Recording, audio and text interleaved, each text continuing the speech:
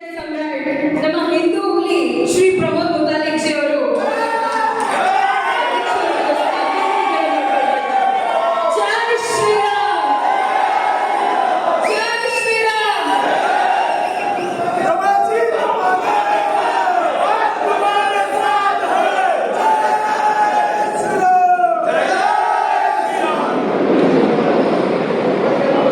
ಗ್ರಾಮ ದೇವತೆಗೆ ಶಿರಸಾಷ್ಟಾಂಗ ಪ್ರಣಾಮಗಳಾದ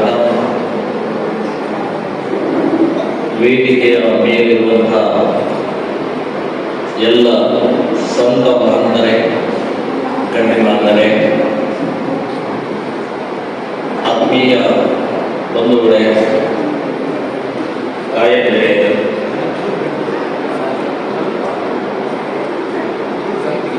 ಇದೇನೋ ಒಂದು ಶಬ್ದ ಬರ್ತಾ ಇದೆ. ಅದು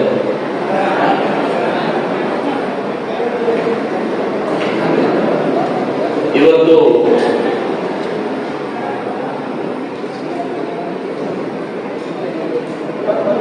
ಅಭ್ಯಾಸ ವರ್ಗ ನಿಮಿತ್ತವಾಗಿ ನಾವೆಲ್ಲ ಸೇರಿದ್ದೀವಿ. ರಾಜ್ಯದ ಹೆಚ್ಚು ಕಡಿಮೆ ಎಲ್ಲ ಜಿಲ್ಲೆಗಳಿಂದ ನಾವು ಬಂದಿದ್ದೀವಿ. ಒಂದು ಎರಡು ಜಿಲ್ಲೆ ಇರಲಿಕ್ಕಿಲ್ಲ, ಆದರೆ ಇವತ್ತು ಎಲ್ಲ ಜಿಲ್ಲೆಗಳಿಂದ ಪ್ರತಿನಿಧಿ ಬಂದಿದ್ದಾರೆ. 32 ಜಿಲ್ಲೆ. ನಾವು ಒಂದು 2-3 ನಮ್ಮ ಸಂಘಟನಾತ್ಮಕ ದೃಷ್ಟಿಯಿಂದ 2-3 ಜಿಲ್ಲೆಗಳನ್ನು ನಾವು ಮಾಡಿದ್ದೀವಿ. ಅಲ್ಲಿಂದಲೂ ಕೂಡ ಬಂದಿದ್ದಾರೆ. ಇವತ್ತು ಪಾಪಿ ಪಾಕಿಸ್ತಾನದ ಜೊತೆಗೆ ಭಾರತದ ಕ್ರಿಕೆಟ್ ಆಟ ಇದೆ ರಾತ್ರಿ. ಆ ಕ್ರಿಕೆಟ್ ಆಟದ ಟಿಕೆಟು ಅರ್ಧನೂ ಸೇಲ್ ಆಗಿಲ್ಲ, ಖಾಲಿ ಉಳಿದಿದ್ದಾರೆ. ಆದರೆ ದೇಶ ಭಕ್ತರಾದಂತಹ, ದೇಶಕ್ಕಾಗಿ ಧರ್ಮಕ್ಕಾಗಿ ಇವತ್ತು ಕೆಲಸ ಮಾಡ್ತಾ ಇರುವಂತಹ ಶ್ರೀರಾಮ ಸೇನೆ ಸಂಘಟನೆಯ ಕುರ್ಚಿಗಳು ಹಾಲು ಫುಲ್ ಆಗಿದೆ.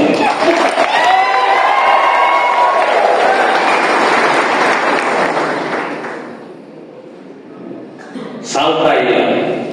ಮೇಲ್ಗಡೆನೂ ಗ್ಯಾಲರಿಯಲ್ಲೂ ಹೋಗಿದ್ದಾರೆ. ನಮ್ಮ ಮಣಿ ಸರ್ಕಾರ ಈ ಎಲ್ಲ ವ್ಯವಸ್ಥೆಯ ರೂವಾರಿ.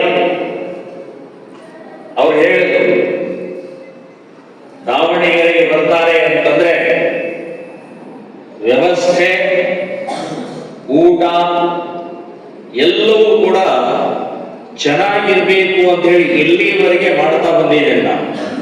ಮಾಡಿದ್ದಾರೆ. ಇವತ್ತಿನ ವ್ಯವಸ್ಥೆ ಕೂಡ ಅವ್ರದ್ದೇ. ಸೊ ನಾನು ಅವರು ಯಾವಾಗ ಬೇಕಾದಾಗ ಸಡನ್ ಆಗಿ ನಾವು ಅವರಿಗೆ ಹೇಳಿದ್ದು ಒಂದು ವಾರದ ಹಿಂದೆ ಹೇಳಿದ್ದಷ್ಟೇ.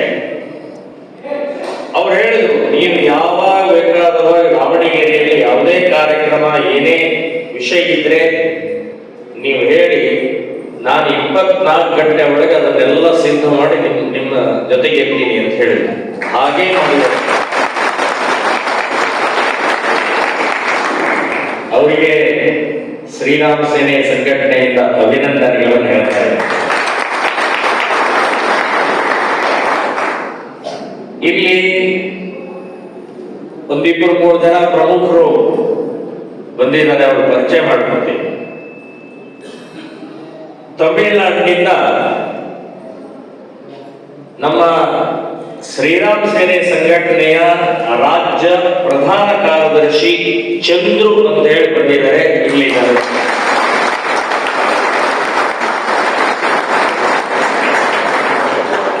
ಅವರು ನಮ್ಮ ಕರ್ನಾಟಕದವರೇ, ತಮಿಳುನಾಡಿನಲ್ಲಿ ಇದ್ದಾರೆ. ಈ ಸಿನಿಮಾ ಚಲನಚಿತ್ರಗಳಲ್ಲಿ ಫೈಟಿಂಗ್ ಮಾಡ್ತಾರಲ್ಲ, ಹೊಡೆದಾಟದ ದೃಶ್ಯಗಳನ್ನ ಮಾಡ್ತಾರಲ್ಲ, ಡೂಬಿಂಗ್ ಏನಂತಾರೆ ಅದಕ್ಕೆ ಏನೋ ಅಂತ ಅಂತಾರ. ಸೊ ಆ ಫೈಟರ್ಗಳ ರಾಜ್ಯದ ಅಧ್ಯಕ್ಷರಿದ್ದರು. ಇವತ್ತು ರಾಜ್ಯದ ತಮಿಳುನಾಡಿನ ರಾಜ್ಯದ ಅವರು ಪ್ರಧಾನ ಕಾರ್ಯದರ್ಶಿಯಾಗಿ ದುಷ್ಟ ಶಕ್ತಿಗಳನ್ನ ಫೈಟ್ ಮಾಡಿ ಕೆಳಗಡೆ ಓಡಿಸಕ್ ಬಂದಿದ್ದರು.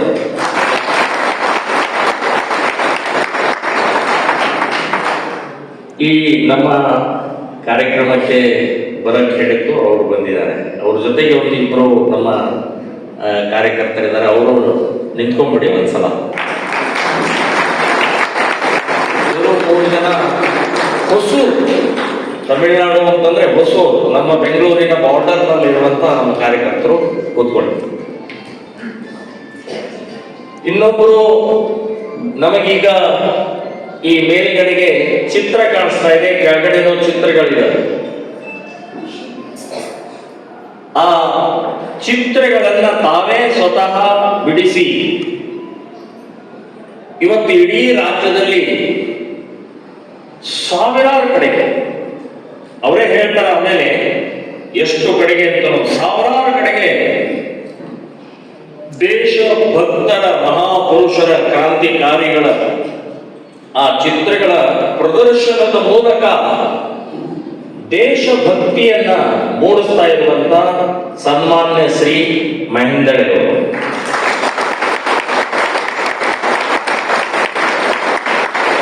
ನಿವೃತ್ತ ಶಿಕ್ಷಕರು ಮತ್ತು ನಿವೃತ್ತ ಅಷ್ಟೇ, ಆದರೆ ಪ್ರವೃತ್ತಿಯಲ್ಲಿ ರಿಟೈರ್ ಬಟ್ ನಾಟ್ ಟೈರ್.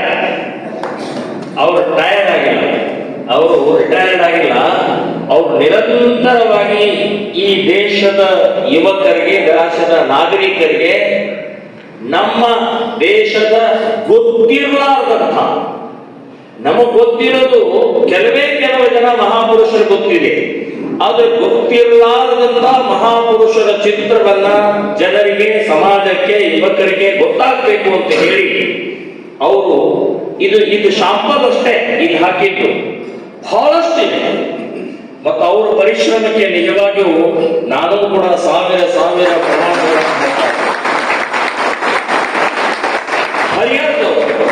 ಹರಿಯಾಣದಲ್ಲಿ ಇರ್ತಾರೆ. ಸೊ ನಾನು ಹೇಳಿದೆ ತಾವು ಬರಬೇಕು ಅಂತ ಹೇಳಿದ್ಮೇಲೆ ಅವರು ಬಂದಿದ್ದಾರೆ. ಅವರಿಗೂ ಕೂಡ ಶ್ರೀರಾಮ್ ಸೇನೆ ಸಂಘಟನೆಯಿಂದ ಅಭಿನಂದನೆಗಳನ್ನು ಹೇಳ್ತಾರೆ. ಇನ್ನು ಮಲ್ಲಿಕಾರ್ಜುನ ಹಾಡುಗಾರ ಎಲ್ಲೋದ? ಹಾ, ಮಲ್ಲಣ್ಣ ಅಂತಾನೆ ಪ್ರಸಿದ್ಧ ಅವನು. ನಮ್ಮ ಉತ್ತರ ಕರ್ನಾಟಕದಲ್ಲಿ ಮಲ್ಲಣ್ಣನ ಕ್ಯಾಸೆಟ್ಟು, ಮಲ್ಲಣ್ಣನ ಹಾಡು ಅಂತಂದ್ರೆ ಸುಪ್ರಸಿದ್ಧವಾದಂತ, ಮನೆಯಲ್ಲಿ, ಟ್ರ್ಯಾಕ್ಟರ್ಗಳಲ್ಲಿ, ಈ ಪ್ರೈವೇಟ್ ಬಸ್ಗಳಲ್ಲಿ ಸಿಕ್ಕಾಪಟ್ಟೆ ಹಾಕೊಂಡು ಇವ್ರದೇ ಕ್ಯಾಸೆಟ್ಗಳನ್ನು ಹಾಕೊಂಡು ಓಡಾಡ್ತಾರೆ. ಸೊ ಇಲ್ಲಿ ಮುತಾಲಿಕಣ್ಣ ಅಂತ ಹೇಳಿ ನೀವು ಕೇಳಿದ್ರೆ ಪ್ರಾರಂಭದ ಹಾಡು, ಅದು ಬಹಳ ಹಿಂದಿನ, ಬಹಳ ಸುಮಾರು ಒಂದು 10 ವರ್ಷ ಆಯ್ತು. ಅದು ಇವತ್ತಿಗೂ ಹಳ್ಳಿಗಳಲ್ಲಿ ಅದನ್ನ ಗುಣಗುಣಿಸ್ತಾ ಇರುವಂತ ಬಹಳ ಒಳ್ಳೆ ಹಾಡುಗಾರರು, ಜಾನಪದ ಹಳ್ಳಿ ಹಾಡುಗಳನ್ನ ಹಾಡ್ತಾ ಇರುವಂತ ಸುಪ್ರಸಿದ್ಧ ಹಾಡುಗಾರರು, ಧಾರವಾಡದವರು, ಕುರುಪಟ್ಟಿಯವರು. ಅವರಿಗೆ ಶ್ರೀರಾಮ ಸೇನೆ ಸಂಘಟನೆಯಿಂದ ಅಭಿನಂದನೆಗಳನ್ನು ಹೇಳ್ತಾ ಇದ್ದಾರೆ.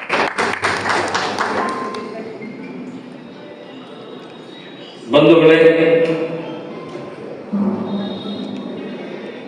ಇವತ್ತು ಇಡೀ ರಾಜ್ಯದ ನಮ್ಮ ಸಂಘಟನೆಯ ಕ್ರೀಮ್ ಅಂದ್ರೆ ಹಾಲು ಕಾಯಿಸಿ ಹೆಪ್ಪ ಹಾಕಿ ಅದು ಕಡಿದು ಮಜ್ಜಿಗೆಯಿಂದ ತೆಗೆದಂತ ಬೆಣ್ಣೆಯ ರೂಪವಾಗಿ ನಾವು ಇವತ್ತು ಇಲ್ಲಿ ಬಂದಿದ್ದೀವಿ. ಗಟ್ಟಿ ಕುಳುಗಳು, ಆಚೆ ಈಚೆ ಗೊಂದಲ ಅಥವಾ ಇನ್ನು ಏನೇ ಬೇರೆ ಬೇರೆ ರೀತಿಯ ಆಕರ್ಷಣೆ, ಮೋಹ, ಬೆದರಿಕೆ, ಕೇಸುಗಳು, ಹೀಗೆ ಅನೇಕ ನಮ್ಮ ಕಾರ್ಯಕರ್ತರು ಸಾಕಷ್ಟು ರೀತಿಯ ಅನುಭವಿಸ್ತಾರೆ. ಮನೆಯಲ್ಲಿ ತೊಂದರೆ, ಮನೆಯ ಗಂಡ ಹೆಂಡತಿ ಮಕ್ಕಳು ತಂದೆ ತಾಯಿ ಸಮಾಜದ ತೊಂದರೆ,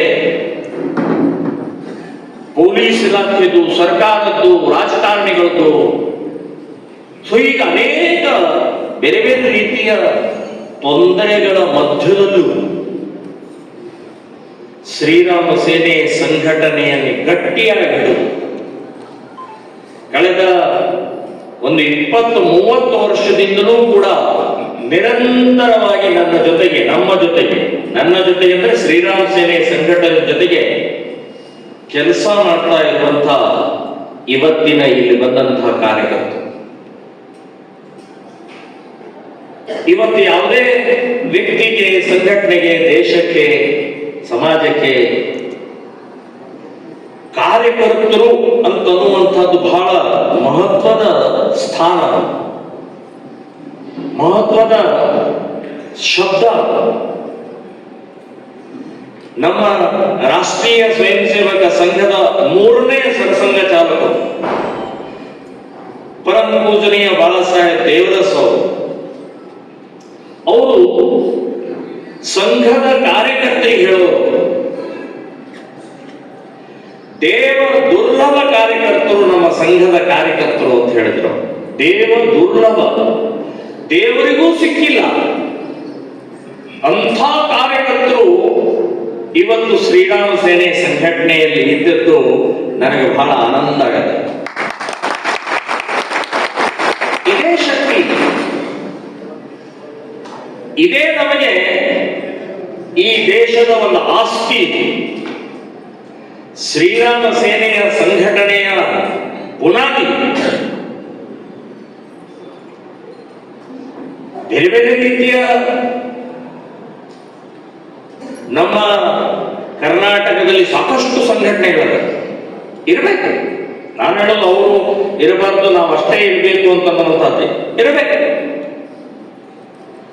ಆದರೆ ಇವತ್ತು ನಾನು ಕಳೆದ 50 ವರ್ಷದಲ್ಲಿ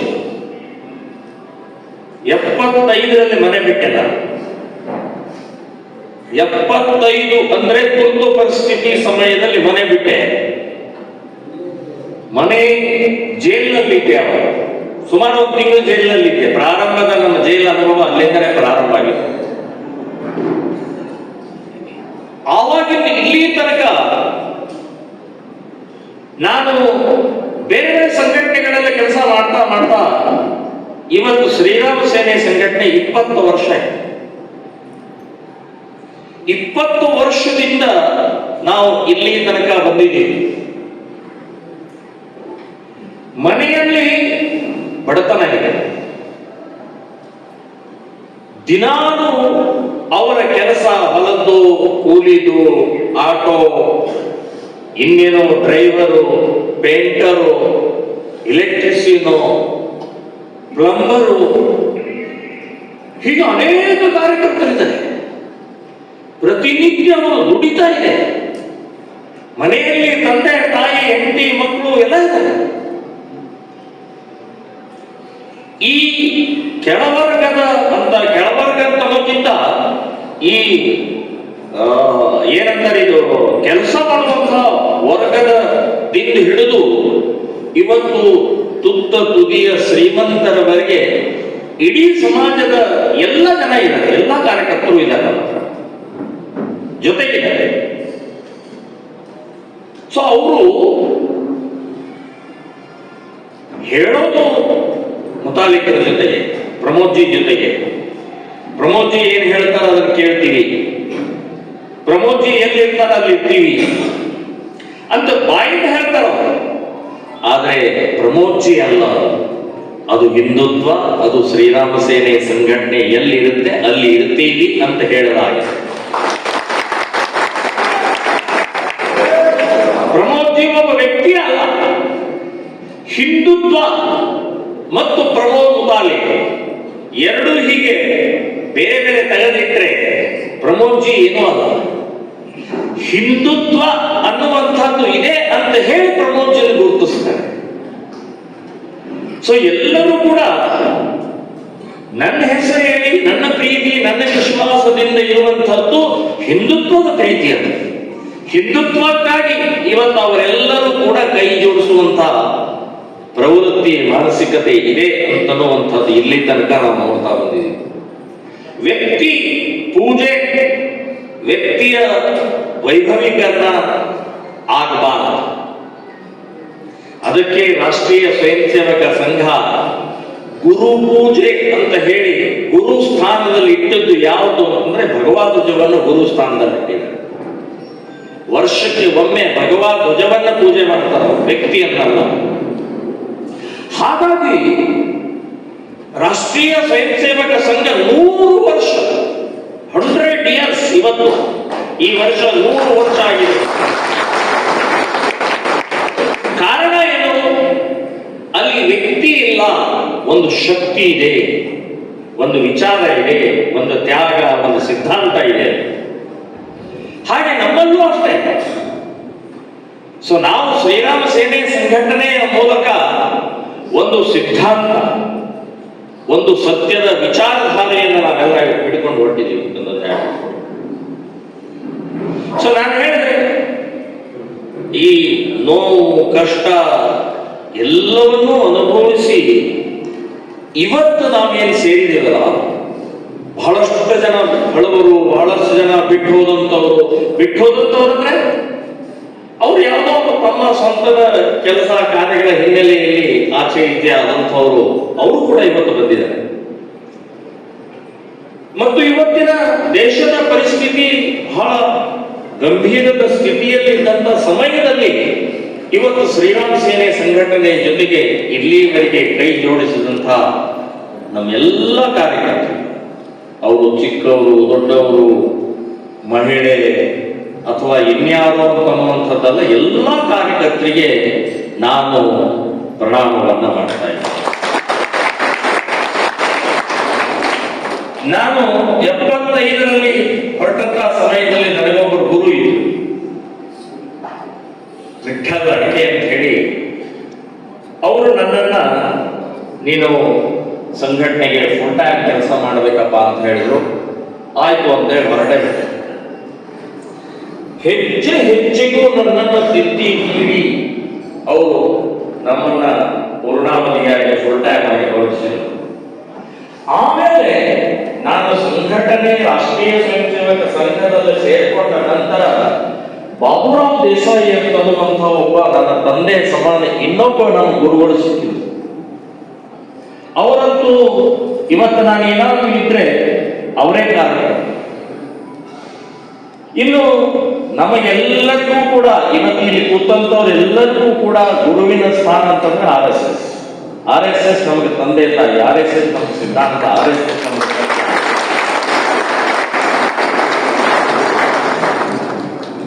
ಸೊ ನನ್ ಏನೇ ಆ ಸಮಯದಲ್ಲಿ ನಾನು ಹೊರಟಂತ ಸಮಯದಲ್ಲಿ ನನಗೇನೋ ತೊಂದರೆ ಆಯ್ತು, ನನಗೇನೋ ನೋವಾಯ್ತು, ಸಿಟ್ಟು ಬಂತು, ಅಥವಾ ಏನೋ ಖುಷಿ ಆಯ್ತು ಅಂತಂದ್ರೆ ನಾನು ವಿಠ್ಠಲ ಅಡಿಕೆ, ಬಾಬುರಾವ್ ದೇಸಾಯಿ ಕೂತ್ಕೊಂಡು ಹೇಳ್ತಾ ಇದ್ದೆ, ಹೀಗಾಗಿದೆ, ಇದು ಸರಿನಾ ತಪ್ಪ ಅಂತ ನಾನು ಅವರಿಬ್ಬರಿಗೆ ಕೇಳ್ಕೊಂಡು ಮಾಡ್ತಾ ಇದ್ದೆ. ಸೊ ಅವರು ಹೇಳ್ತಾ ಇದ್ರು, ತಿದ್ದುತ್ತಾ ಇದ್ರು. ಕೆಲವೊಂದ್ಸಲ ನಾನು ನಮ್ಮ ಬಾಬುರಾವ್ ದೇಸಾಯಿಗೆ ನನಗೆ ಸಾಕೀಗ, ನನಗೆ ಆರ್ ಎಸ್ ಎಸ್ ಕೆಲಸ ಸಾಕು, ನಾನು ವಾಪಸ್ ಹೋಗ್ತೀನಿ. ಯಾಕೆ? ಇಲ್ಲ, ಏನೂ ಆಗ್ತಾ ಇಲ್ಲ, ನನ್ನಿಂದ ಏನೂ ಕೆಲಸ ಆಗ್ತಾ ಇಲ್ಲ, ಅದಕ್ಕೆ ನಾನು ವಾಪಸ್ ಹೋಗ್ತೀನಿ. ಅವಾಗ ಅವರು ಬಹಳ ಚೆನ್ನಾಗಿ ನನ್ನನ್ನು ಸರಿಯಾಗಿ ವ್ಯವಸ್ಥಿತವಾಗಿ ವಿಚಾರ, ವಿಷಯ, ಘಟನೆಗಳು, ಉದಾಹರಣೆಗಳನ್ನು ಹೇಳಿ ತಿದ್ದಿ ತೀಡಿ ನಾನು 50 ವರ್ಷವರೆಗೆ ನಿರಂತರ ಇನ್ನು ವಾಪಸ್ ಹೋಗೋ ಪ್ರಶ್ನೆನೇ ಇಲ್ಲ ಅಂತ ಹೇಳಿ ಇಲ್ಲಿವರೆಗೆ ತಂದವರು ಬಾಬುರಾವ್ ದೇಸಾಯಿ ಅವರು. ಸೊ ಅಂಥ ಗುರುಗಳು, ಅಂಥ ನನಗೆ ಮಾರ್ಗದರ್ಶಕರು, ಅಂಥ ರಾಷ್ಟ್ರೀಯ ಸ್ವಯಂ ಸೇವಕ ಸಂಘವನ್ನು ನನ್ನನ್ನ ಬೆಳೆಸಿ ತಿದ್ದಿ ತೀಡಿ ಇಲ್ಲಿವರೆಗೆ ಬಂದಿದೆ.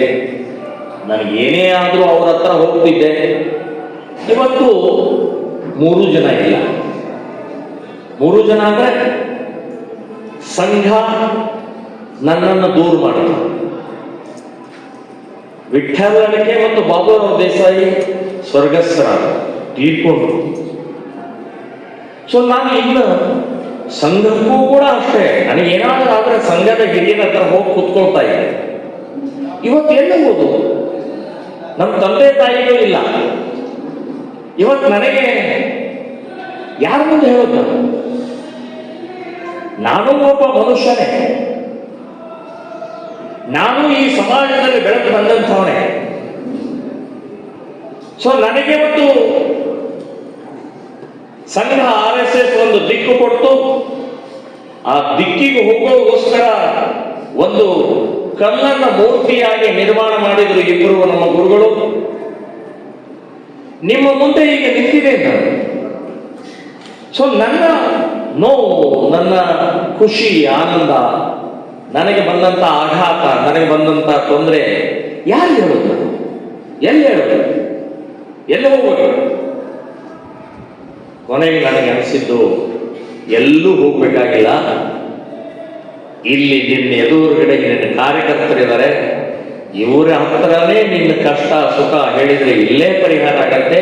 ಇಲ್ಲೇ ನಿಮ್ಮ ನಿನ್ನ ಜೀವಕ್ಕೆ ಜೀವ ಕೊಡುವಂಥ ಸಂಘಟನೆಗೆ ತಮ್ಮ ಸ್ವಂತದ್ದನ್ನ ಎಲ್ಲ ಕಷ್ಟವನ್ನು ಮರೆತು ಶ್ರೀರಾಮ ಸೇನೆ ಸಂಘಟನೆಗೆ ಕೈ ಜೋಡಿಸಿದಂಥ ಕಾರ್ಯಕರ್ತರ ಮುಂದೆ ನಾನು ನನ್ನ ನೋವನ್ನ, ನನ್ನ ಕಷ್ಟನ್ನ, ನನ್ನ ಅಪಮಾನವನ್ನ ಹೇಳಬೇಕು ಅಂತ ಹೇಳಿ ನನಗೆ ಅಂತರಾಳದಲ್ಲಿ ಹೇಳಿದ್ರಿಂದ ಇವತ್ತು ನಿಮ್ಮ ಮುಂದೆ ಕೆಲವೊಂದು ವಿಷಯಗಳನ್ನು ಹೇಳ್ತಾ ಇದ್ದೀನಿ.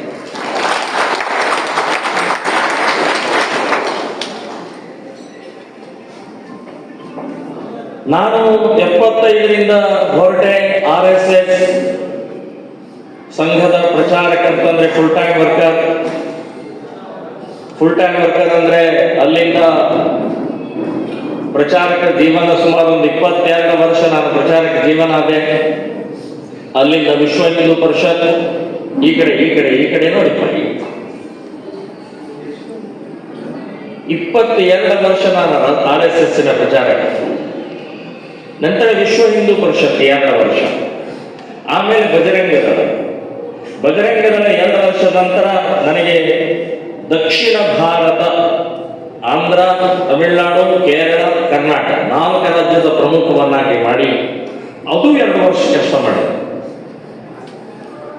ಸೊ ಬಜರಂಗದಳ ಅತ್ಯಂತ ಪ್ರಖರವಾಗಿ ಇಡೀ ರಾಜ್ಯದಲ್ಲಿ ಮೂಲೆ ಹಳ್ಳಿ ಇವತ್ತು ಹೇಗೆ ಶ್ರೀರಾಮ ಸೇನೆ ಸಂಘಟನೆ ಹಳ್ಳಿಯಲ್ಲಿ ಬೆಳೆದಿದೆಯೋ ಅದೇ ಮಾದರಿಯಲ್ಲಿ ಬಜರಂಗದಳವನ್ನ ನಾನೇ ಸ್ವತಃ ಪ್ರತಿಯೊಂದು ಹಳ್ಳಿ ಹೋಗಿ ಅವಾಗ ಮೊಬೈಲ್ ಇರಲಿಲ್ಲ, ಕಾರ್ ಇರಲಿಲ್ಲ. ನಾನು ಸಾಕಷ್ಟು ಹಳ್ಳಿಗಳಲ್ಲಿ ನಡ್ಕೊಂಡು ಹೋಗಿದ್ದೇನೆ, ಸೈಕಲ್ನಲ್ಲಿ ಹೋಗಿದ್ದೇನೆ, ಸ್ಕೂಟರಲ್ಲಿ ಹೋಗಿದ್ದೇನೆ, ಬಸ್ ಸ್ಟ್ಯಾಂಡಲ್ಲಿ ಮಲಗಿದ್ದೇನೆ, ರೈಲ್ವೆ ಸ್ಟೇಷನ್ನಲ್ಲಿ ಮಲಗಿದ್ದೇನೆ, ಅಂಗಡಿ ಎದುರುಗಡೆ ಮಲಗಿದ್ದೇನೆ, ನಾನು ಉಪವಾಸ ಬಿದ್ದಿದ್ದೇನೆ. ನಾನು ಹೀಗೆ ಅನೇಕ ಕಷ್ಟಗಳನ್ನು, ನಾನು ಒಬ್ಬನೇ ಅಲ್ಲ, ಈ ರೀತಿ ಬೇಕಾದಷ್ಟು ಜನ ಒಂದು ಸಂಘಟನೆ, ಒಂದು ಸಿದ್ಧಾಂತ, ಒಂದು ವಿಚಾರಧಾರೆ ಕಟ್ಟಬೇಕಾದ್ರೆ ಎಲ್ಲರೂ ಕಷ್ಟಪಟ್ಟಿರ್ತಾರೆ. ಸೊ ಆ ರೀತಿಯ ಬಜರಂಗ ದಳವನ್ನ ಬೆಳೆಸಿದ ಪರಿಣಾಮದಿಂದ ಕೆಲವೊಂದು ಜನರಿಗೆ ತಡ್ಕೊಳಕ್ಕಾಗಲಿಲ್ಲ. ಹೊಟ್ಟೆ ಉರಿ, ಹೊಟ್ಟೆ ಕಿಚ್ಚು ಅನ್ನುವಂಥದ್ದು ಸಹಜವಾಗಿ ಎಲ್ಲರಲ್ಲೂ ಇದೆ. ಅದು ಹೊರಗೆ ಬಂದು ನನ್ನ ಮೇಲೆ, ನನ್ನ ಬಗ್ಗೆ ಅಪಪ್ರಚಾರವನ್ನು ಮಾಡ್ತಾ ಕೊನೆಗೆ ಸಂಘ ನನ್ನನ್ನ ಹೊರಗೆ ಹಾಕೋಕ್ಕಿಂತ ಮುಂಚೆ ನಾನು 3 ವರ್ಷ ಟಾರ್ಚರ್, ಬಹಳಷ್ಟು ನೊಂದು ಬೆಂದು ಅಪಮಾನ ಅವಮಾನ ಎಲ್ಲವನ್ನೂ ಮಾಡಿದ್ದೆ. ಎಲ್ಲ ಸಹನೆ ಮಾಡಿ ಕೊನೆಗೆ ನನ್ನನ್ನು ಹೊರಗೆ ಹಾಕಿದ್ರು. ಹೊರಗೆ ಬಂದೆ, ಶಿವಸೇನೆ ಮಾಡಿದ್ರು. ಅದು ಹಿಂದುತ್ವದೇ ಒಂದು ಪಕ್ಷ ಇದ್ದಿದ್ದರಿಂದ ಶಿವಸೇನೆ ಅನ್ನುವಂಥ ಒಂದು ಪಕ್ಷವನ್ನು ಕರ್ನಾಟಕಕ್ಕೆ ತಂದೀವಿ. ಒಂದೇ ವರ್ಷದಲ್ಲಿ 22 ಜಿಲ್ಲೆಗಳಲ್ಲಿ ಶಿವಸೇನೆ ಯೂನಿಟ್ ಆಗಿದೆ. ಪಕ್ಷ ಇಷ್ಟು ಫಾಸ್ಟ್ ಆಗಿ ವೇಗವಾಗಿ ಬೆಳೀತು.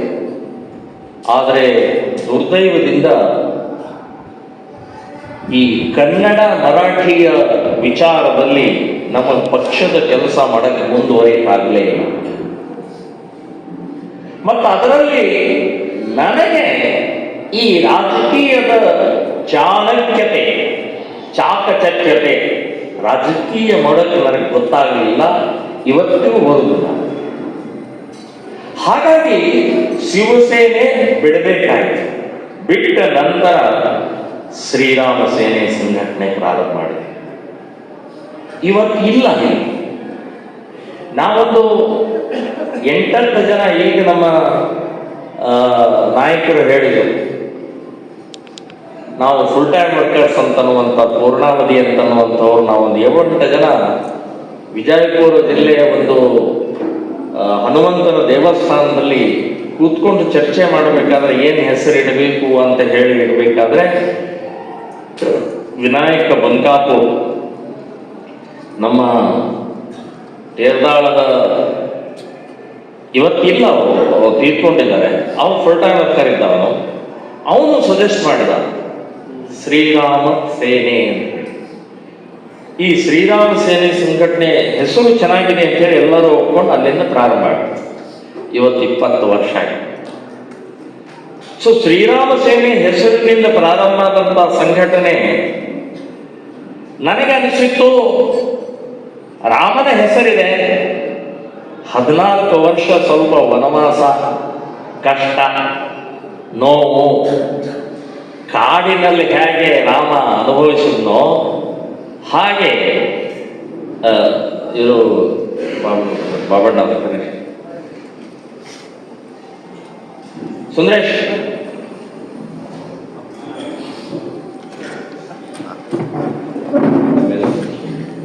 ಅದು ಇಲ್ಲಿ ಅಲ್ಲ,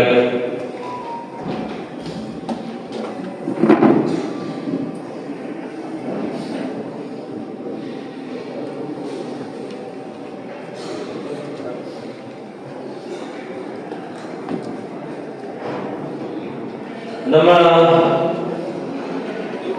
ಚಿತ್ರದುರ್ಗದಿಂದ ಬಾಬಣ್ಣ ಅಂತ ಹೇಳಿ ನಮ್ಮ ಬಹಳ ಹಳೆಯ ಕಾರ್ಯಕ್ರಮಗಳು,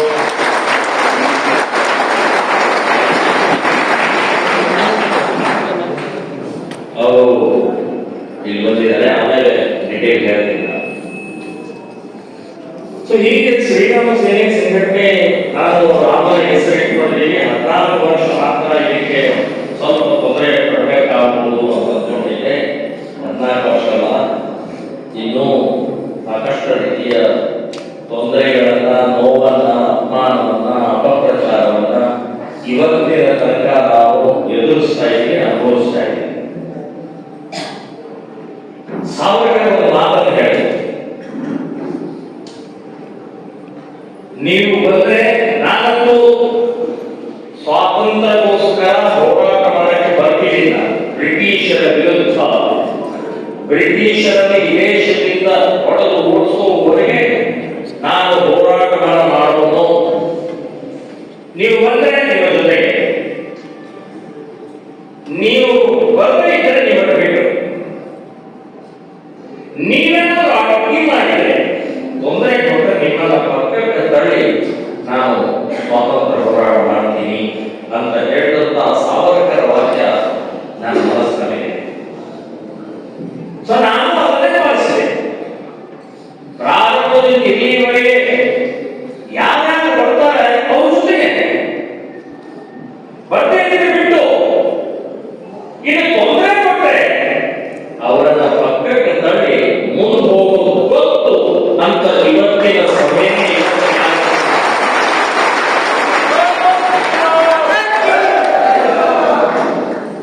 ಇವತ್ತು ಕಾರ್ಯಕರ್ತರು ಬಂದಿದ್ರೆ ಸಾಕ್ಷಿ. ಯಾರೋ ಬರ್ತಾರೆ, ಯಾರೋ ಹೋಗ್ತಾರೆ, ಬೇಕಾದಷ್ಟು ಬರ್ತಾರೆ, ಬೆಳೀತಾರೆ, ಪಕ್ಕದಲ್ಲೇ ಕೂತ್ಕೊಂಡು ಬೆಳೀತಾರೆ, ಎಲ್ಲವನ್ನೂ ಅನುಭವಿಸ್ತಾರೆ.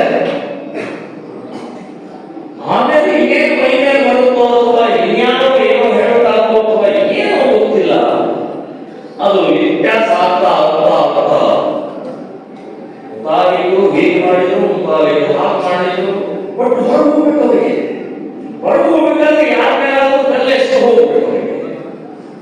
ಸೊ ಆ ಕೆಲಸವನ್ನ ಇವತ್ತಿನ ದಿನದಲ್ಲಿ ನಮ್ಮ ರಾಜ್ಯದ ಪದಾಧಿಕಾರಿಗಳು ಬೆನ್ನಿಗೆ ಚೂರಿ ಹಾಕಿದರು. ಇದೇ ಶಬ್ದ, ಇದಕ್ಕಿಂತ ಜಾಸ್ತಿ ಶಬ್ದ ಇಲ್ಲ. ಬೆನ್ನಿಗೆ ಚೂರಿನೇ ಹಾಕಿದರು. ನಾನು ಎಲ್ಲಿಯೂ ಎಲ್ಲಿವರೆಗೆ ಬದುಕ್ತೀನಿ ಅಂತಂದ್ರೆ ನಾವು ಯಾವ ಕಾರ್ಯಕರ್ತರು ಕೂಡ ಸಣ್ಣವರು ದೊಡ್ಡವರು ಅವ್ರು ಫೋನ್ ಮಾಡಿದ್ರೆ ಅವ್ನು ಎತ್ತಬಾರ್ದು, ನೀವೆಲ್ಲರೂ ಫೋನ್ ಎತ್ತೀರಿ, ನೀವೆಲ್ಲರೂ ಮನೆಗೆ ಹೋಗ್ತೀರಿ, ಎಲ್ಲರೂ ಮಾತಾಡ್ಸ್ತೀರಿ. ಹೌದ್ರಿ, ನನ್ನ ಸ್ವಭಾವ. ನನಗೆ ಸಂಘ, ರಾಷ್ಟ್ರೀಯ ಸ್ವಯಂ ಸೇವಕ ಸಂಘ ಬೆಳೆಸಿದ್ದೇ ಹೀಗೆ. ಯಾರು ಇದರಲ್ಲಿ ದೊಡ್ಡವರು ಸಣ್ಣವರು ಆ ಮನೆ ಹೋಗ್ಬಾರ್ದು ಈ ಮನೆ ಹೋಗ್ಬಾರ್ದು ಅಂತ ನಾನು ಹೇಳಿಲ್ಲ. ಹಾಗಾಗಿ ನಾನು ಎಲ್ಲರನ್ನೂ ಕೂಡಿಕೊಂಡು ಇಲ್ಲಿವರೆಗೆ ಬಂದದ್ದು ಏನೇನೋ ವಿಚಿತ್ರವಾದಂತ ಇವತ್ತಿನ ನನ್ನ ಜೊತೆಗಿದ್ದದ್ದು 20 ವರ್ಷ 30 ವರ್ಷ 35 ವರ್ಷದಲ್ಲಿ ಇದ್ದಂಥವರೇ ಇವತ್ತು ನಮಗೆ ಚೂರಿ ಹಾಕಿ ಹೋಗ್ತಾರೆ ಅಂತಂದ್ರೆ ಏನ್ ಹೇಳೋದು? ಹೋಗ್ರಿ, ಮುತಾಲಿಕರೇ ಇಂಥ ತಪ್ಪಿದೆ ಅಂತ ಹೇಳಿ. ಪ್ರಮೋದ್ ಮುತಾಲಿಕರ್ ಅನ್ನುವಂಥ ಒಬ್ಬ ವ್ಯಕ್ತಿ ಮನುಷ್ಯನೇ. ನಾನೇ ತಪ್ಪು ಮಾಡಿಲ್ಲ, ಮಾಡುವುದಿಲ್ಲ ಅಂತ ನಾನು ಹೇಳ್ತಾ ಇಲ್ಲ. ನನಗೆ ಆ ಅಹಂಕಾರ, ಆ ದುಷ್ಟಬುದ್ಧಿ ಇಲ್ಲ. ನನಗೆ ಯಾವುದೇ ಸಣ್ಣ ಕಾರ್ಯಕರ್ತ ಮುತಾಲಿಕರಿಗೆ ಸರಿಯಲ್ಲ, ಸರಿಯಲ್ಲ, ಹೌದು ನೀನು ಹೇಳಿ ಸರಿ ಇದೆ, ನಾನು ತಪ್ಪು ಒಪ್ಕೊಳ್ತೀನಿ ಅಂತ ಹೇಳ್ತೇನೆ. ಇಲ್ಲಿಗೆ ಅದನ್ನೇ ಹೇಳ್ತಾ ಬಂದಿದ್ದೀನಿ. ನಾನು ದೊಡ್ಡವನು, ನನಗೆ ಬಿಟ್ಟರೆ ನೀನೇನು ಮಾತಾಡೋದು ಅಂತ ಹೇಳಿದ್ದು ಯಾವತ್ತೂ ಯಾರು ನಾನು ಹೇಳಿದ್ದೆ. ಆದರೆ ಇವತ್ತು 30 ವರ್ಷದಿಂದ 35 ವರ್ಷದಿಂದ ಜೊತೆಗೆ ಇದ್ದುಕೊಂಡು ಬೆಳೆದು ಬೆಳೆಸಿ ಅವ್ರ ಪಾತ್ರನೂ ಇದೆ ನಮ್ಮ ಸಂಘಟನೆ ಬೆಳೆಸಕ್ಕೆ. ನಾನು ಒಬ್ಬರೇ ಬೆಳೆಸಿಲ್ಲ, ಎಲ್ಲರೂ ಇದ್ದದ್ದು ಎಲ್ಲರೂ ಪಾತ್ರ ಇದೆ. ಎಲ್ಲರೂ ಕೂಡ ನಾವು ಕೆಲಸ ಮಾಡಿ ಬೆಳೆಸಿದಂತ ಸಂಘಟನೆ ಇದೆ. ಒಂದೊಂದು ದ್ರೋಹ ಮಾಡ್ತಾರೆ, ಅಂತವರು ದ್ರೋಹ ಮಾಡ್ತಾರೆ. ಎಷ್ಟು ನೋವು ಆಗ್ತದೆ. ನಾನು ಪ್ರತಿಯೊಬ್ಬ ಕಾರ್ಯಕರ್ತ, ಪ್ರತಿಯೊಬ್ಬ ಪದಾಧಿಕಾರಿ ಹೇಗೆ ನೋಡ್ತಾ ಇದ್ದಂದ್ರೆ ಒಬ್ಬ ಮಗಳ ತರ ನೋಡ್ತಾ ಇದ್ದೆ.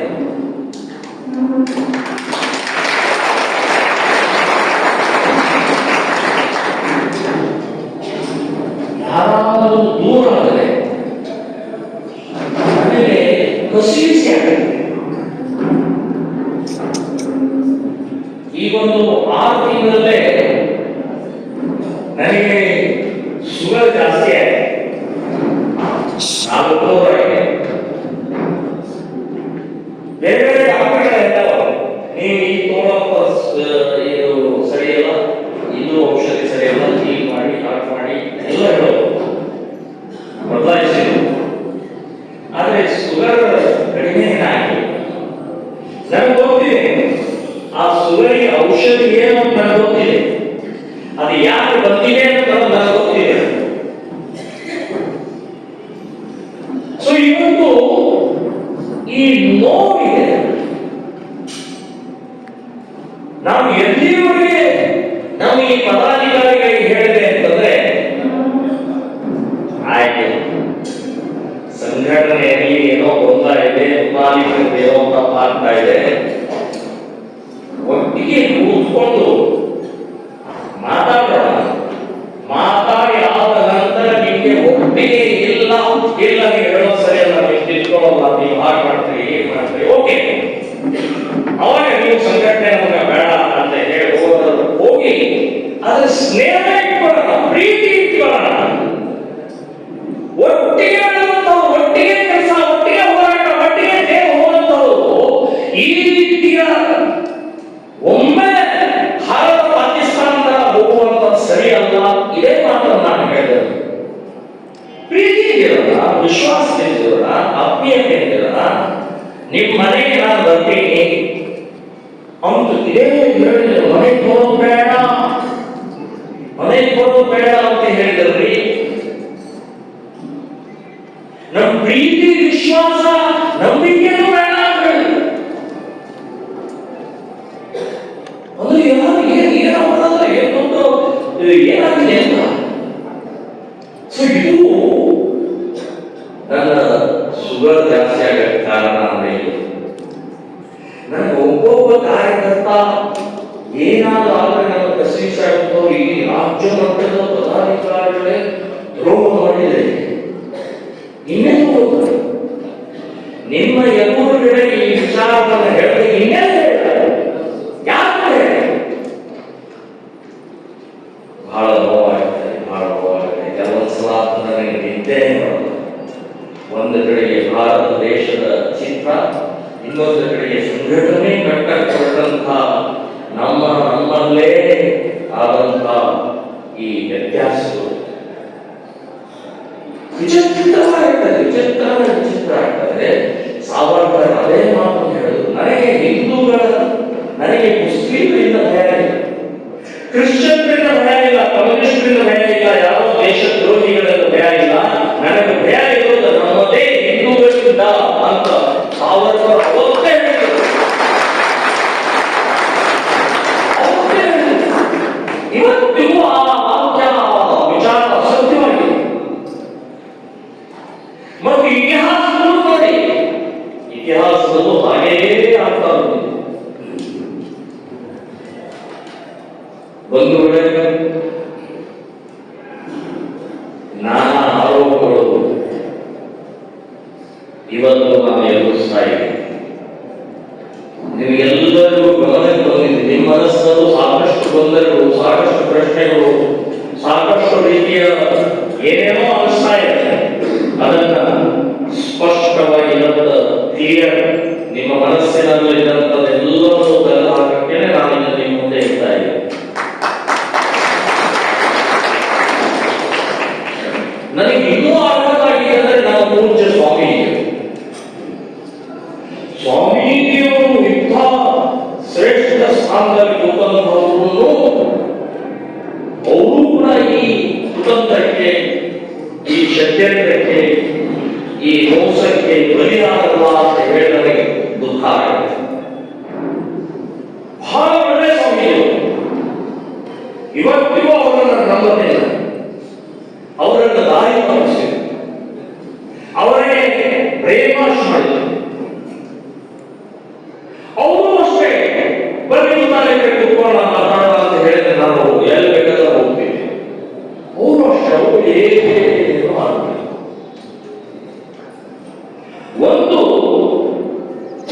ನಮಗೆಲ್ಲರಿಗೂ ಇವತ್ತಿಗೂ ಅನಿಸುತ್ತೆ, ರಾಜಕೀಯ ಶಕ್ತಿ ಬೇಕು. ರಾಜಕೀಯ ಶಕ್ತಿ ಇದ್ರೆ ಈಗ 10 ಪಟ್ಟು ಹಿಂದುತ್ವದ ಕೆಲಸ ಮಾಡಬೇಕು ಅಂತ ಹೇಳಿ ನನ್ನಲ್ಲೂ ಇದೆ, ನಿಮ್ಮಲ್ಲೂ ಇದೆ. ಇದನ್ನ ನಾವು ರಾಜ್ಯದ ಎಲ್ಲ ಪ್ರಮುಖರು ಕೂತ್ಕೊಂಡು ಚರ್ಚೆ ಮಾಡಿದ್ವಿ.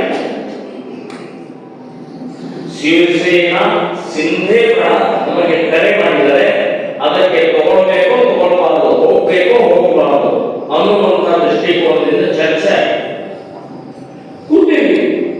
ಚರ್ಚೆಯಲ್ಲಿ ಕೂತೀವಿ, ಚರ್ಚೆ ಆಯಿತು. ಅದರೊಳಗೆ ಒಬ್ಬರು ಮಾತ್ರ ನನಗೆ ಈ ಪಕ್ಷ ಬೇಡ, ರಾಜಕೀಯ ಬೇಡ ಅಂತ ಒಬ್ಬರು ಹೇಳಿದ್ರು, ಓಕೆ ಅದು ಉಳಿದವರೆಲ್ಲ ಒಪ್ಪಿದ್ರು. ಸೊ ಅದಕ್ಕೆ ನಾನು ಹೇಳಿದೆ, ನಾವೆಲ್ಲರೂ ಕೆಲಸ ಮಾಡೋಣ. ಆದ್ರೆ ನನ್ನ ಒಂದು ಕಂಡೀಷನ್ ಇದೆ, ಒಂದು ರಾಜ್ಯಸಭಾ ಸ್ಥಾನ ಅಥವಾ ಸೆಂಟ್ರಲ್ ಗೌರ್ಮೆಂಟಿನ ಯಾವುದಾದ್ರೂ ಒಂದು ಇದರಲ್ಲಿ ಬೋರ್ಡ್ ಡೈರೆಕ್ಟರ್ ಇಂಥವೇನಾದ್ರೂ ಒಂದು ಸ್ಥಾನ ಕೊಟ್ಟರೆ ನಾವು ಜಾಯಿನ್ ಆಗ್ತೀನಿ, ಜಾಯಿನ್ ಆಗೋಣ. ಎಲ್ಲರೂ ಓಕೆ, ಹೌದು. ಯಾಕಂದ್ರೆ ನಾನು ಮತ್ತೆ ಈ 70 ವರ್ಷದ ನಂತರ ಏನೋ ಅಧ್ಯಕ್ಷ ಸ್ಥಾನ ತಗೊಂಡು ಮತ್ತೆ ಪಕ್ಷ ಕಟ್ಟುವಂತ ನನಗೆ ಶರೀರ ಹೋಗ್ತದೆ. ಹಾಗಾಗಿ ನಾನು ಹೇಳಿದ್ರೆ ನನಗೆ ಏನಾದರೂ ಒಂದು ಸ್ಥಾನ ಸಿಕ್ತು, ಒಂದು ಒಳ್ಳೆ ಸ್ಥಾನ ಸಿಕ್ತು ಅಂತ ಹೇಳ್ತಾರೆ, ಅವಾಗ ಕೆಲಸ ಮಾಡಕ್ಕೆ ಅನುಕೂಲ ಆಗುತ್ತೆ. ಅವಾಗ ಸಮಾಜ, ಕಾರ್ಯಕರ್ತರು, ನಮ್ಮ ಕಾರ್ಯಕರ್ತರ ಕಷ್ಟ ಸುಖವನ್ನು ನೋಡಕ್ಕೆ ಅನುಕೂಲ ಆಗುತ್ತೆ. ಆ ಒಂದು ಕಂಡೀಷನ್ ನಾನು ಹೇಳಿದೆ. ಅದಕ್ಕೆ ಅವರು ಒಪ್ಪಿದ್ರು. ಎಲ್ಲ ನಮ್ಮ ಕೂತಂತ ಎಲ್ಲ ಕಾರ್ಯಕರ್ತರಿಗೂ ಒಪ್ಪಿಗೆ ಆಯಿತು. ನಾವು ಶಿವಸೇನೆ ಸಿಂಧೆಯವರಿಗೆ ಭೇಟಿಯಾಗಿ ಸಿಂಧೆಯವರು ಒಪ್ಪಿದ್ರು. ಹೌದು ತಾವಿದ್ರೆ ನೀವು ಹೇಳಿದ ಸತ್ಯ, ನಾವು ಚರ್ಚೆ ಮಾಡ್ತೀವಿ ಮತ್ತು ಏನನ್ನು ನಿರ್ಣಯ ಮಾಡ್ತೀವಿ ಅಂತ ಹೇಳಿ ಅವರು ಹೇಳಿದ್ರು. ಅವ್ರ ಮಗ ಶ್ರೀಕಾಂತ್ ಸಿಂಧೆ ಅಂತ ಹೇಳಿದ್ದ ದೆಹಲಿಗೆ ಹೋಗಿದ್ರು, ಅವರಿಗೂ ಭೇಟಿಯಾಗಿದ್ರು, ಅವರಿಗೂ ಹೇಳಿದ್ರು. ಆಮೇಲೆ ನಾವೆಲ್ಲ ಬಂದಂತ ಸಮಯದಲ್ಲಿ ಸ್ವಾಮೀಜಿ ಮತ್ತು ಗಂಗಾಧರ ಕುಲಕರ್ಣಿ ಇವರು ಹೇಳಿದೆ, ನೋಡಿ ನನಗೆ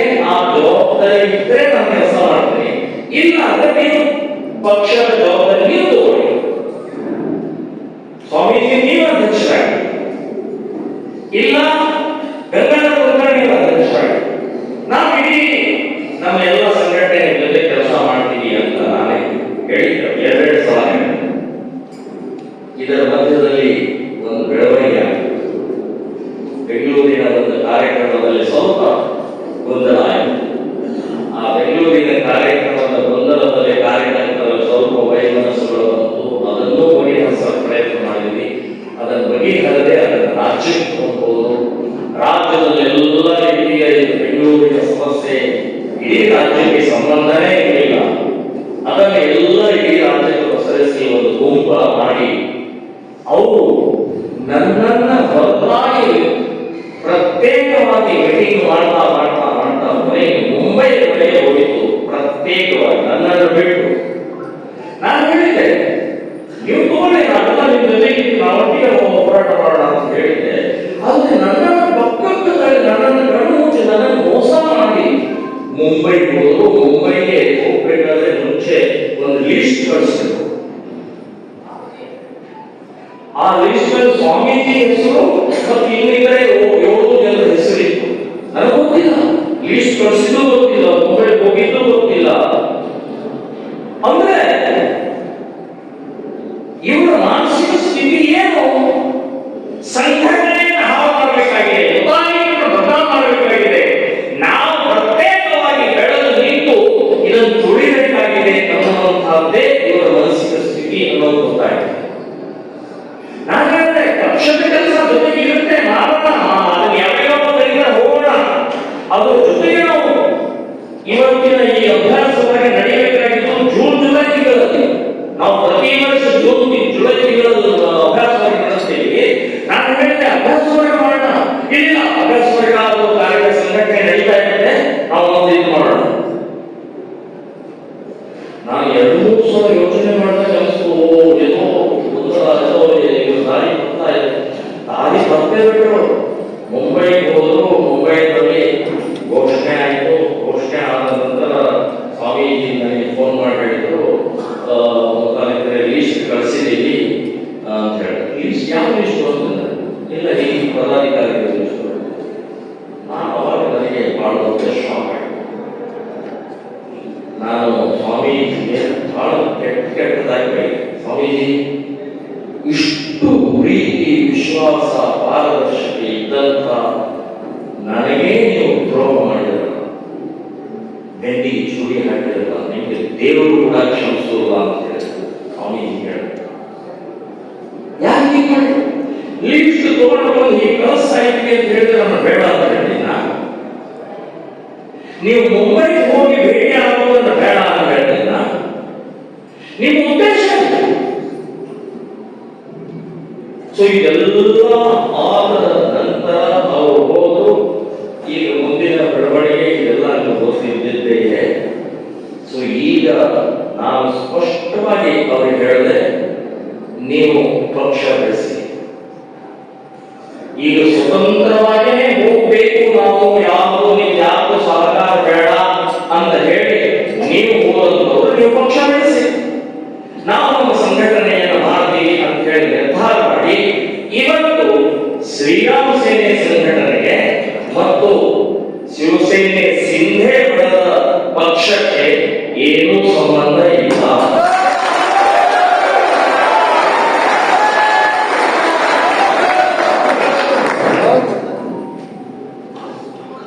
ಪ್ರತ್ಯೇಕವಾಗಿಯೇ ಬೆಳೆಸಬೇಕು ಅಂತ ಮನಸ್ಸಿನ ಸ್ಥಿತಿ ನೀವು ಅದೇ ರೀತಿ ಮಾಡಿದ್ರೆ ಬೆಳೆಸಬೇಕು.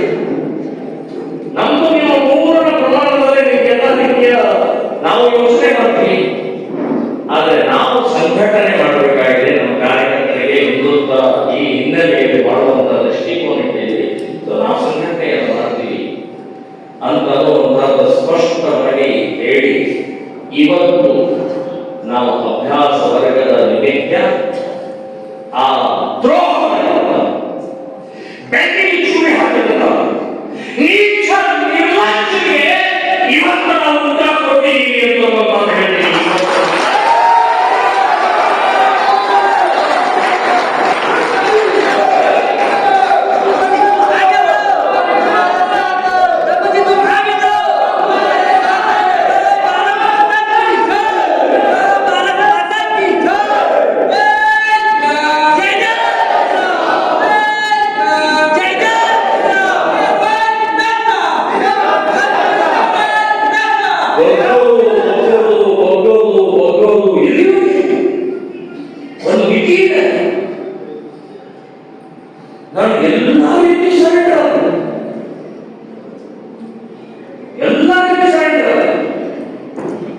ಆದರೆ ಯಾವುದಕ್ಕೂ ಕೂಡ ಅವರು ಸೌಭಾಗ್ಯವೇ. ವಿಶೇಷವಾಗಿ ನಾನು ಗಂಗಾಧರ ಕುಲಕರ್ಣಿಯವರ ಸಂಬಂಧಪಟ್ಟಾಗಿ ಹೇಳಬೇಕು. ಮಹಾ ದ್ರೋಹಿ, ವಿಷ ಇಡೀ ರಾಜ್ಯದ ಯಾರ್ಯಾರ ಹೊರಗಡೆ ಹೋಗಿದ್ದಾರೆ, ಇನ್ನೂ ಹಾಕ್ತಾ ಇದ್ದಾರೆ, ನಿಮಗೂ ಹಾಕಿದ್ದಾರೆ. ಸಾಕಷ್ಟು ಜನರಿಗೆ ಕೂತಂತವ್ರಿಗೂ ಕೂಡ ಬೇರೆ ಬೇರೆ ರೀತಿಯ ವಿಷ ತುಂಬುವಂತ ಪ್ರಕ್ರಿಯೆ ಈಗಲೂ ಮಾಡ್ತಾರೆ, ಮೊದಲು ಮಾಡ್ತಾರೆ. ಆದರೆ ನಾನು ಇವತ್ತು ಯಾಕೆ ನಿಮ್ಮ ಮುಂದೆ ಹೇಳ್ತಾ ಇದ್ದೀನಿ ಅಂತಂದ್ರೆ, ಇನ್ಯಾರು ಹೇಳಲ್ಲ, ನಮ್ಮ ಜೊತೆಗೆ ಇರುವಂತಹ ಕಾರ್ಯಕರ್ತರ, ನಮ್ಮ ಸಂಘಟನೆಯ ಕಾರ್ಯಕರ್ತರು ಅಂತ ಹೇಳಿದ್ರೆ ನನಗೆ ಇನ್ಯಾರಿಲ್ಲ. ನನಗೆ ನೀವೇ ನಿಮ್ಮ ಮುಂದೆನೇ ಹೇಳಬೇಕು. ನಿಮ್ಮ ಮನಸ್ಸಲ್ಲಿ ಇದ್ದಂತಹ ಎಲ್ಲವನ್ನು ಸ್ವಚ್ಛ ಮಾಡಿ ಹಿಂದುತ್ವದ ಕೆಲಸ ಮಾಡಬೇಕಾಗಿದೆ. ಇವತ್ತು ದೇಶದ ಪರಿಸ್ಥಿತಿ ಹಿನ್ನೆಲೆಯಲ್ಲಿ ಒಬ್ಬೊಬ್ಬರೂ ಕೂಡ ಪ್ರಮೋದ ಮುತಾಲಿಕರಾಗಿ ನಿಂತ್ಕೊಳ್ಬೇಕಾಗಿದೆ ಅಂತ ನೆನಪಿಟ್ಕೊಳ್ಳಿ. ಒಬ್ಬರು ಸಾಧುಲ್ಲ, ಇಲ್ಲಿದ್ದಂಥವ್ರು ಎಲ್ಲರೂ ಕೂಡ ಇವತ್ತು ನೀವು ನನ್ನ ರೂಪದಲ್ಲಿ ಇವತ್ತು ನಿಂತ್ಕೊಳ್ಬೇಕಾಗಿದೆ, ಉತ್ತರ ಕೊಡಬೇಕಾಗಿದೆ. ಯಾರ್ಯಾರ ದ್ರೋಹಿಗಳಿಂದ ಉತ್ತರ ಕೊಡಬೇಕಾಗಿದೆ. ಹೇಳಬೇಕಾಗಿದೆ, ಬಾಯಿ ಮುಚ್ಚಿಕೊಂಡಿದೆ. 50 ವರ್ಷದಿಂದ ರಕ್ತ ಬೆವರು ಸಂಬಂಧಿಕರ ಎಲ್ಲರನ್ನೂ ಕಳ್ಕೊಂಡು ನಾವು ದೇಶ ಹಿಂದುತ್ವ ಅಂತ ಹೇಳಿ ಕೆಲಸ ಮಾಡಿದಂಥವರಿಗೆ ದ್ರೋಹ ಮಾಡಿದ್ರು. ಹುಷಾರ್, ನಿಮ್ಮ ಬಾಡಿ ಬಿಟ್ಟು ಹೋಗಿದ್ರೆ ನಿಮ್ಮ ಬಾಡಿ ಕೆಲಸ ಮಾಡಿ, ಬಾಯಿ ಮುಚ್ಕೊಂಡು ಕೆಲಸ ಮಾಡಿ, ಇಲ್ಲಾಂದ್ರೆ ಏನ್ ಮಾಡಬೇಕು ಅನ್ನುವಂತ ನಮಗೂ ಗೊತ್ತು ಅಂತ ನೀವು ಉತ್ತರ ಕೊಡಬೇಕು.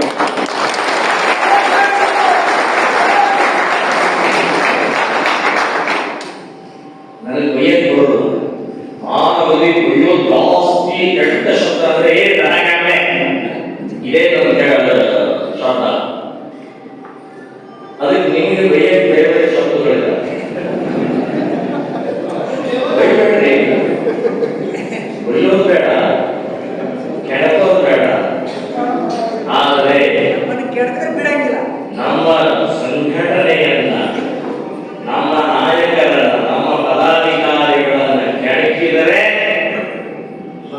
ಹುಷಾರ್ ಅಂತ ಎಚ್ಚರಿಕೆ ಕೊಡುವಂತಹದ್ದು ನೀವು ಮಾಡಬೇಕು. ನಾನು ಅದೇ ಹೇಳಿದೆ, ಅವ್ರಿಗೂ ಪಾತ್ರ ಇದೆ. ನಾವು ಇಷ್ಟೆಲ್ಲರೂ ಕುತ್ಕೊಳ್ಬೇಕಾದ್ರೆ ಅವ್ರಿಗೂ ಪಾತ್ರ ಬಹಳ ದೊಡ್ಡದಿದೆ. ಅವರೆಲ್ಲರೂ ಇದ್ದಾರೆ.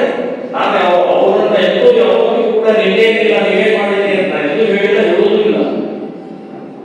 ಹಾಗಾಗಿ ಒಂದು ವೇಳೆ ನಾನು ಬಹಳ ಬಂದಿದ್ದೆ, 70 ವರ್ಷ ವಯಸ್ಸಿನಲ್ಲಿ ನನಗೆ ಇನ್ನೂ ಕೆಲಸ ಮಾಡಬೇಕು ಅನ್ನುವಂಥದ್ದು 100ಕ್ಕೆ 100 ಇದೆ. ಆದರೆ ಕೆಲವೊಂದ್ಸಲ ಇದೆಲ್ಲ ನೋವು. ಯಾಕೆ ಈ ಮುತಾಲಿಕರಲ್ಲಿ 2 ಮುತಾಲಿಕರಿದ್ದಾರೆ. ಒಬ್ಬ ಹೇಳ್ತಾನೆ, ಮುತಾಲಿಕ ಸಾಕು, ಮುದುಕಾಗ್ಯೋ ಮಗನಿಗೆ ಇದೆಲ್ಲ ಬೇಕೇನೆ ಸಾಯೋ ಹೊತ್ತಿಗೆ ಅಂತ ಒಂದೊಂದು ಒಬ್ಬ ಮುತಾಲಿಕ ಹೇಳ್ತಾರೆ. ಇನ್ನೊಬ್ಬ ಹೇಳ್ತಾರೆ, ಸಾವರ್ಕರ್ ಮಾತು ಹೇಳ್ತಿ, ಶಿವಾಜಿ ಹೇಳ್ತಿ, ಇನ್ನೇನು ಬಹಳ ದೊಡ್ಡವ್ರು ಮಾತಾಡ್ತಿ, ಮಾತಾಡ್ತಿ, ಸೋತ್ಬಿಟ್ಟು ಎಲ್ಲಿಲ್ಲ ಅಂತ ಇನ್ನೊಬ್ಬ ಮುತಾಲೆ ಹೇಳ್ತಾರೆ. ಆ ಇನ್ನೊಬ್ಬ ಮುತಾಲೆ ಕರೆದಿದ್ದಾರೆ. ಮೊದಲನೇ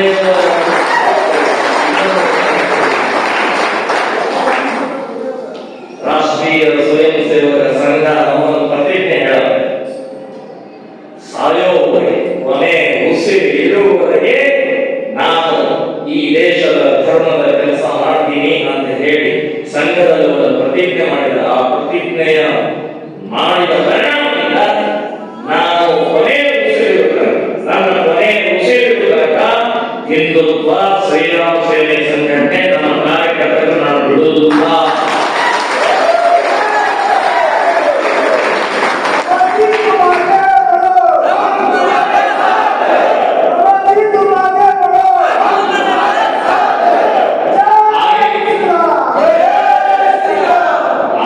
ಹಾಗೆ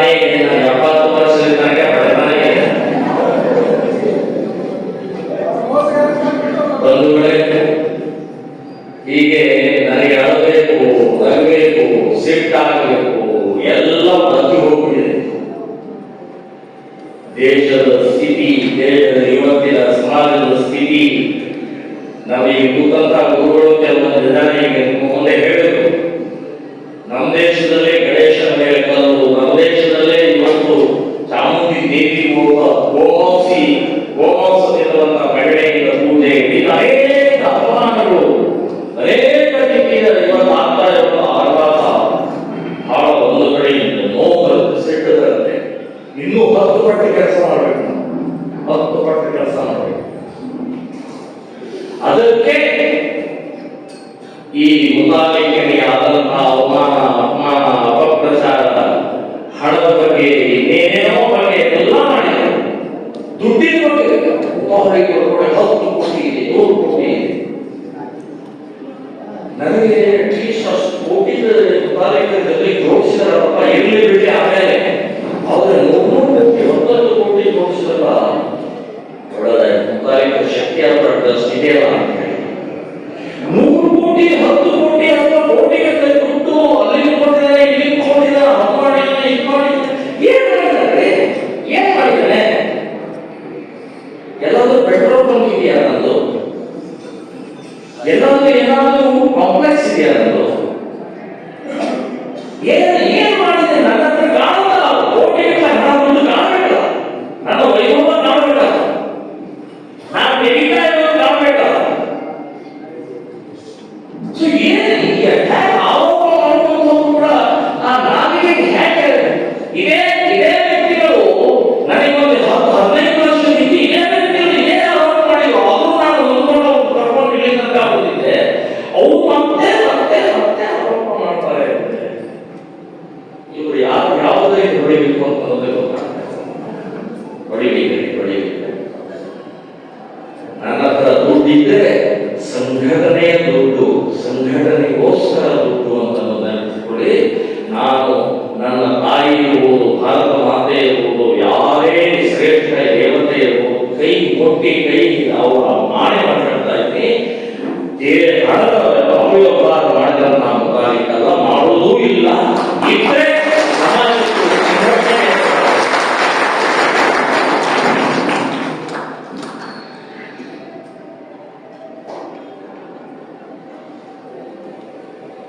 ಎಷ್ಟು ನೀರು ಕುಡಿಯೋದು? 70 ವರ್ಷ ನೀರು ಕುಡಿದಿದ್ದಾರೆ.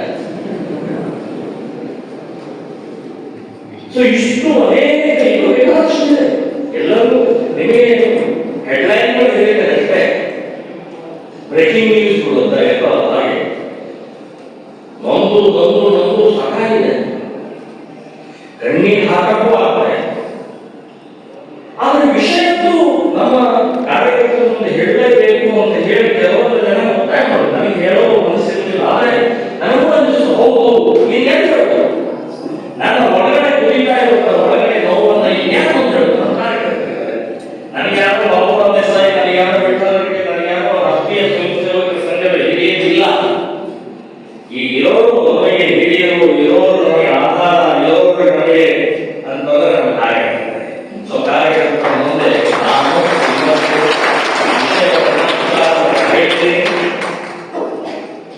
ಇದರ ಸಂಬಂಧಪಟ್ಟ ಹಾಗೆ ನಿಮಗೆ ಸಾಕಷ್ಟು ರೀತಿಯ ಇನ್ನೇನೋ ಡೌಟು, ಇನ್ನೇನೋ ನಿಮಗೆ ಏನೇ ಇದ್ರು ಕೂಡ ನೀವು ಮುಕ್ತವಾಗಿ ಮಾಡಬೇಕು, ಮುಕ್ತವಾಗಿ ಕೇಳಬೇಕು.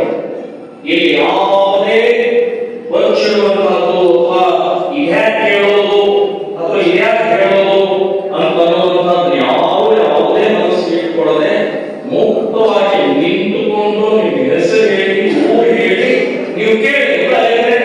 ಹೀಗೆ ಹೇಳ್ತಾ ಇದ್ದಾರೆ, ಮುತಾಲಿಕೆ ಇದನ್ನು ಮಾತಾಡ್ತಾ ಇದ್ದಾರೆ, ಮುತಾಲಿಕೆ ನಮ್ಮ ಸಂಘಟನೆಯ ಸಂಬಂಧಪಟ್ಟ ಹೀಗೆ ಹೇಳ್ತಾ ಇದ್ದಾರೆ. ನಿಮಗೆ ಏನ್ ಅನ್ಸುತ್ತೆ ಅದನ್ನ ಒಂದು 15 ನಿಮಿಷ ಹೇಳಬಹುದು ಅಂತ ನಾನು ಮುಕ್ತವಾಗಿ ನಿಮಗೆ ಅವಕಾಶವನ್ನು ಮಾಡಿಕೊಟ್ಟಿದ್ದೀನಿ.